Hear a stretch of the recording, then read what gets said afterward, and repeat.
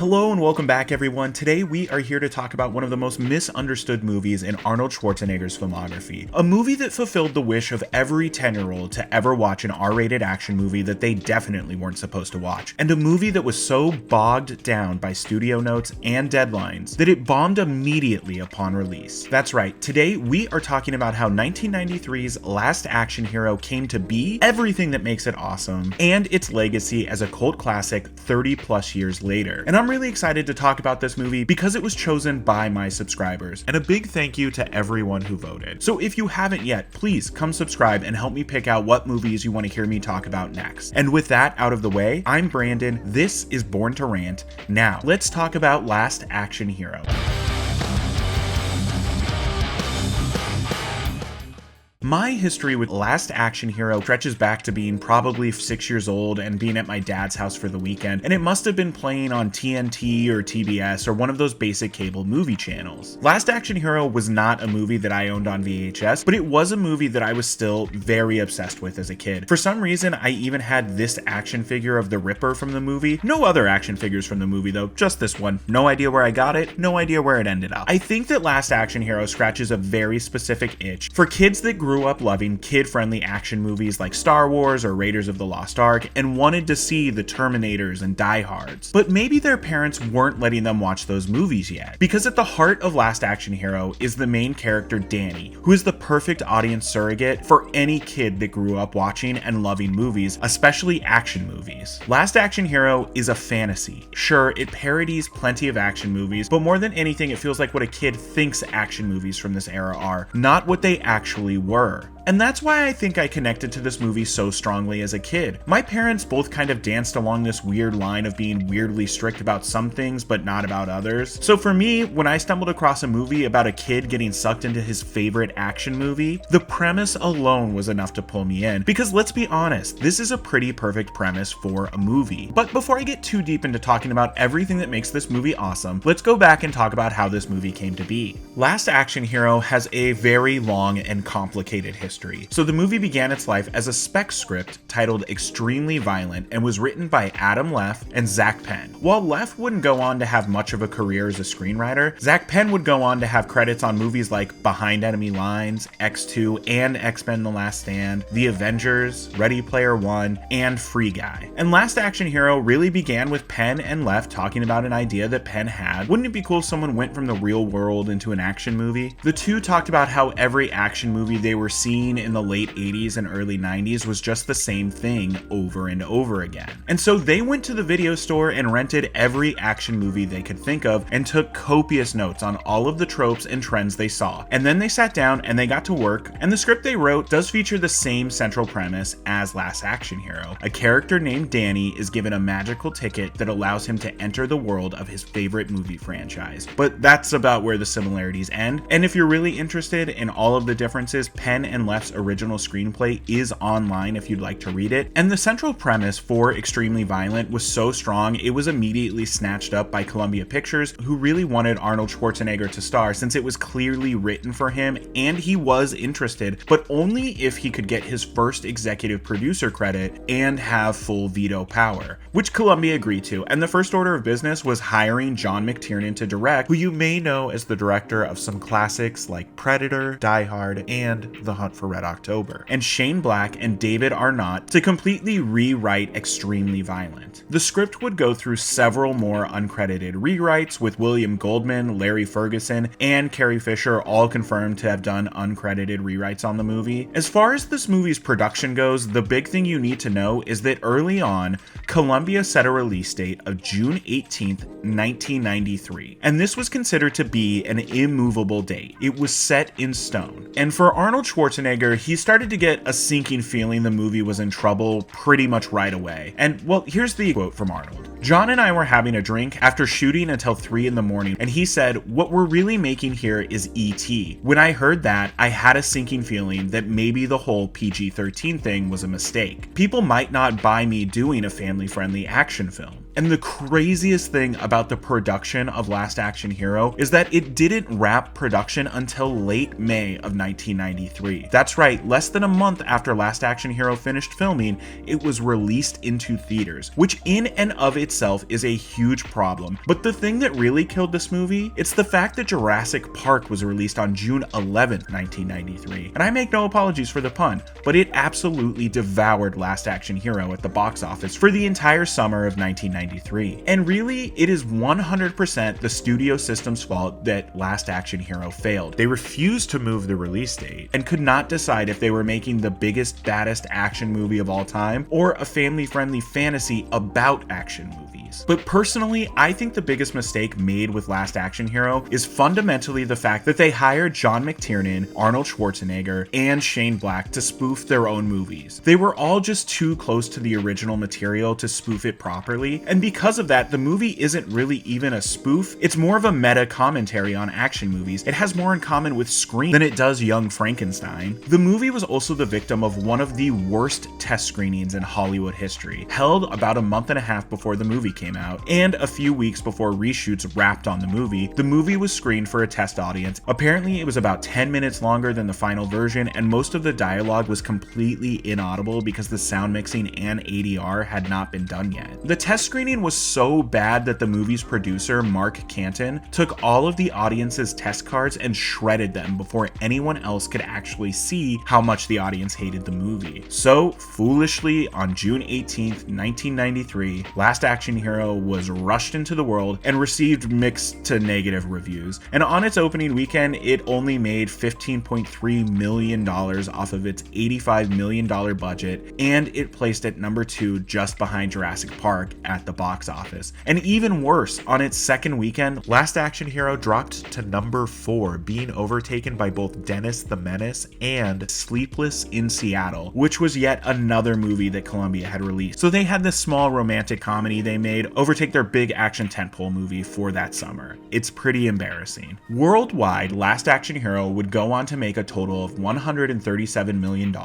and that combined with the home video and cable showings did end up making the movie profitable within a short amount of time. And it's that home video market and cable showings that really helped elevate this movie from box office bomb to cult classic. Which means it's now time to talk about everything that makes Last Action Hero awesome. And I'd like to start out by defending Austin O'Brien, who plays Danny Madigan, our primary protagonist and audience surrogate, who I feel does a really solid job in this somewhat underwritten role. Now, do Danny and Jack Slater have the same magical chemistry that John and the T-800 do in Terminator 2? Absolutely not. But I don't think their chemistry in this movie is bad either. And O'Brien did a fantastic job at playing Danny as a kid that's obsessed with movies and knows all of the tropes. In the original script, Danny was actually a little bit older, closer to 17, and his dad had just died of cancer. So that was the reasoning behind Danny's descent into being obsessed with movies, and I do think that the final product of Last Action Hero really robs Danny of the arc that was originally set up for him. I really like that Last Action Hero opens up with a clip of the end of Jack Slater 3. I think it does a really great job of setting up the world that the Jack Slater movies take place in.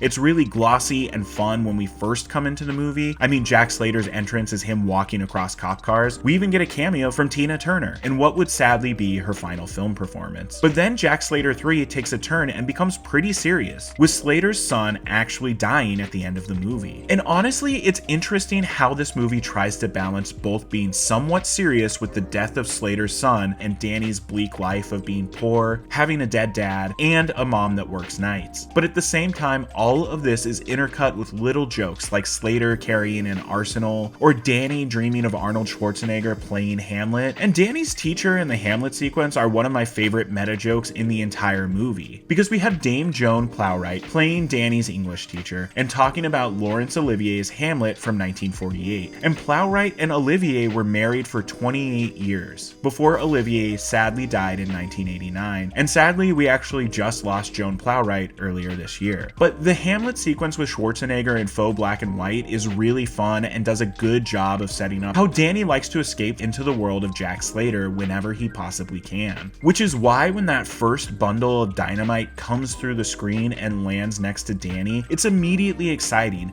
especially after we've seen the first few minutes of Jack Slater 4, setting up the central mystery, and I just love the little nods to Lethal Weapon here. They even use some of the Lethal Weapon score. And the cut to Danny just being in the back of Jack's car is pure movie magic, and you can see that come through on Danny's face. Like, he is shocked and doesn't know how to react or what's going on, but he's very excited all the same. And the best part of this first sequence in the Slaterverse is Jack driving with no hands and shooting at the bad guys. However, I think it's the first scene at the police station that is the standout of these early moments. I mean, first things first. Holy cameos, Batman. We've got Sharon Stone and Robert Patrick reprising their roles from Basic Instinct and T2, Danny DeVito as Whiskers the Talking Cat, Frank McRae as Captain Decker, and just the entire police station set is absolutely insane. From the costuming to the set design, nothing about this looks like the real world, but it does look like the police station in an Arnold Schwarzenegger movie. And this feels like the perfect moment to stop and shout out Dean Semler's cinematography, who's just an absolute beast when it comes to shooting action movies, having worked on The Road Warrior, Young Guns, Dances with Wolves, and The Three Musketeers, a movie we talked about just a few weeks ago. Go check out that video if you haven't, by the way. Ironically enough, the score for Last Action Hero was also done by Michael Kamen, who also worked on The Three Musketeers. Although if I'm being honest, I prefer Three Musketeers as a movie in pretty much every single way. But Semler's work in this movie is just fantastic. He absolutely captures the look of what this movie needs to be. The glossy dream world of Jack Slater versus the gritty realism of New York is just well defined, and both look fantastic. And back at the police station is where Danny gets to point out all of this as examples of why this isn't the real world. They're clearly on a movie set. And to further drive this point home, Decker assigns Danny as Slater's new partner and tells him they're now investigating the mobster Tony Vivaldi. And as the two new partners go to leave, we get maybe my favorite joke in the entire movie when we meet F. Murray Abraham playing Slater's friend from the FBI. And Danny quickly calls out he can't be trusted. They wouldn't just shell out money for an Oscar winner unless he was going to have a big turn in the third act and be revealed to be a bad guy because he killed Mozart. A joke that I just did not appreciate until I became an adult and finally saw Amadeus. So Danny and Slater go to a video store so Danny can convince Slater that they are in fact in a movie. And this is probably the set with the most visual jokes and references in it. We've got Stallone as the Terminator, but you can also see covers for other movies directed by John McTiernan. And just try and tell me this isn't the prototype for the movie rental scene in Scream. So after leaving the video store, Danny and Jack just start driving around LA, and Danny quickly finds Vivaldi's house because he remembers what it looked like from what he saw of the first 10 minutes of Jack Slater 4, where Jack's favorite second cousin, Frank, is tortured by Vivaldi and Benedict, played by Charles Dance. And actually, let's talk about Charles Dance in this role for a moment, because I think he absolutely, pun intended, kills as Benedict. He's like the perfect antagonist for this story. A henchman written to be much smarter than his boss, and when he discovers that he's in a movie, it kind of breaks his brain.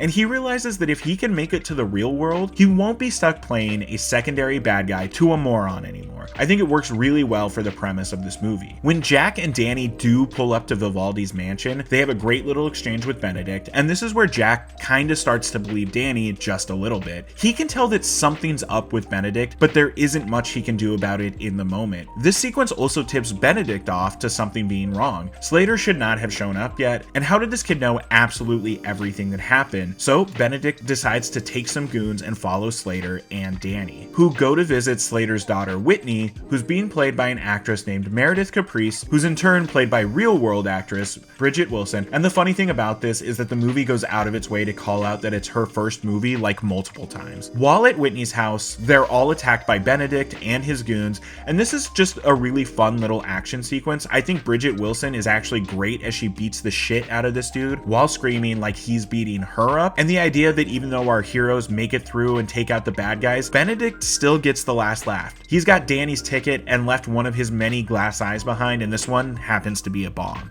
The cut to reveal Slater and Danny back at the police station looking like cartoon characters after they've been blown up is also just a great visual gag, as is the smoke that comes out of Decker's ears here before he fires Slater and Danny. And these two going to Slater's apartment with an assassin in the closet and a closet full of the same outfit and same gun that Jack is always carrying is dumb and hilarious, and to me a perfect example of why this movie does actually work. And I like how we get the trope of a character saying a random thing that triggers the hero to uncover the villain's entire plan, and here we speed to the funeral of Leo the Fart, whose funeral Vivaldi is using to take out his rivals. And this is just such an over-the-top sequence, from F. Murray Abraham showing up and quickly revealing that Danny was right, to him being shot by Whiskers the cat, and that's all before Arnold Schwarzenegger throws the corpse of Leo the Fart off a building onto a crane. It's just absolutely batshit action filmmaking from start to finish, and it culminating with Slater wiping tar off his face with a paper towel is just the perfect cherry on top, especially when Danny says, "You know, tar actually sticks to some people." So after failing, Benedict is in a bad mood. He kills his boss and discovers how the ticket works, escaping into the real world where Jack and Danny follow him. And for me personally, this is where the movie kind of starts to lose me. Not that I don't like the stuff in the real world, there's plenty to like here, but I just was having so much fun in the world of Jack Slater 4 that when we leave it, I pretty much immediately want to go back to it. But again, there's a lot that really works in the real world. Like Jack feeling physical pain for the first time ever, discovering that he's a fictional character and becoming depressed, him bonding with Danny's mom, Benedict killing this guy in the street and yelling to be arrested and no one caring, and the reveal that he brought the Ripper into the real world, and of course, the big premiere of Jack Slater 4. First of all, I like that Arnold Schwarzenegger brags about killing less people in Jack Slater 4 than they did in Jack Slater 3, something he was actually really concerned with at the time. Jack Slater action figures didn't even come with a gun, and that was at Schwarzenegger's request. I love all of the cameos from people like Schwarzenegger's real wife at the time, Maria Shriver, Little Richard, Jim Belushi, Jean-Claude Van Damme, MC Hammer, Chevy Chase, Marlon Wayans, shout out to Blankman, and Tom Noonan in 2 separate roles. I think my favorite moment in the theater sequence is Slater kind of telling Schwarzenegger off for causing him so much pain, all for profit and entertainment, and the stuff with Danny, Slater, and the Ripper on the roof is a great standoff and a nice little mirror to our opening scene, but this time Slater takes the Ripper out in time, only to be pretty much immediately shot by Benedict. And as Slater lays there dying, Danny tosses him a gun, and he takes out Benedict's explosive glass eye, causing the ticket to fly off the roof and end up at a screening of The Seventh Seal. Yet another bit that I absolutely did not appreciate as a kid. For anyone not in the know, The Seventh Seal is an Ingmar Bergman film from 1957, and it's essentially about a man playing a game of chess with death, who in Last Action Hero escapes the movie and enters the real world, and also is played by Ian McKellen, which is another fantastic cameo. And the interaction that Danny and Death have at the end is one that I just wish was played up a bit stronger. I think it's the most glaring example of how rushed this movie actually was. Danny does reference being tired of Death taking people, but imagine how much more powerful it would have been if the death of Danny's father had been played up a bit more, if we really understood how grief-stricken Danny actually is over the loss of his dad. But instead, Death is just curious because he could sense Slater dying, but Slater isn't on any of his lists. It's just kind of a clever little line, and so Jack makes it back to his world where this is just a flesh wound, and now appreciates the artificiality of his world, understanding the joy his nonsense can bring so many people, and it ends with him literally driving off into the sunset. So, 30 plus years later, what is the legacy of Last Action Hero? Now that enough time has passed, and thanks to rentals, cable showings, the home video market, and streaming, this movie has become a total cult classic. I wouldn't say it's been 100% redeemed or anything, but I think the charm of this movie has really worked on people over the decades. We can see what they were going for, and what they gave us may not have been perfect, but it is a really fun movie to watch all the same. But Last Action Hero's failure was a total kick to both Arnold Schwarzenegger and John McTiernan's careers, and still to this day, pretty much everyone involved is disappointed in how Last Action Hero turned out, and everyone seems to think there's a better version of this movie that could have existed. And I gotta say, even though I quite like this movie, I agree with them. Honestly, the biggest hurdle this movie had to overcome was people forgetting just how messy the production was. But the main thing that worked against this movie is the fact that it was a movie made by committee. There were just too many people having too many hands on too many parts of the script, and the movie overall. But I think in 2025, most people who grew up with Last Action Hero view it as an absolute classic. Sure, it's not the best movie in Schwarzenegger's career by any means, but it's certainly not the worst either. But let me know in the comments, what do you think? Is Last Action Hero a classic or a bad movie? Also, should I do a video on how Terminator 2 absolutely scarred me as a child with one shot? I'm Brandon, this is Born to Rant, and if you made it this far into the video, thank you for watching. Please don't forget to like, subscribe, and turn on notifications. I really want to run more polls like this in the future. I like talking with all of you and hearing what you want to see covered on the channel, so please come join the fun. As a reminder, Born to Rant is a completely independent channel, and I use absolutely no AI in the making of my videos. We release new videos covering all of your favorite childhood movies and TV shows every Thursday at 7 a.m. Pacific time. Okay, thank you. Bye-bye.